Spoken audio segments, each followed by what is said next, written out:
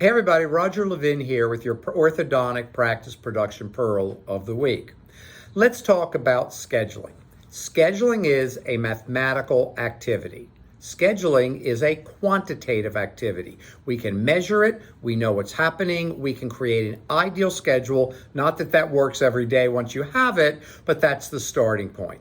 But in order to make it work, we need to know how much time orthodontists need and how much time assistants need. This is what we do in management consulting. When we start with a new client, we start with what's called procedural time studies. We need to know how much time is needed by each provider. Then we have provider codes that we assign to the schedule as well to keep everything in the right place and everyone in the right place. A procedural time study is measuring the services you provide. Now here's what we generally find. We generally find that you do not need as much time as you are leaving. Now I know you just said, yes, Roger, that may be true, but not in my practice. Maybe yes, maybe no. We have a lot of people tell us that's not the case in their practice, and then we save them 10 minutes an hour. Now, is it worth doing procedural time studies to have a better run schedule, to have smoother days, less fatigue, less stress? Of course it is. That all sounds great. But that's not the big gain. What if you save 10 minutes an hour? That is 2 extra months every year of orthodontist or doctor production time. 2 months. And if that doesn't impress you, let me blow you away by telling you that is 6 extra years of orthodontist time with patients in a 36-year career.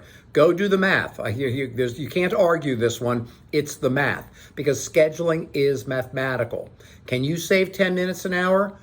Most likely. We do it with almost every management client we have, but you have to do it starting with procedural time studies and then redoing the schedule.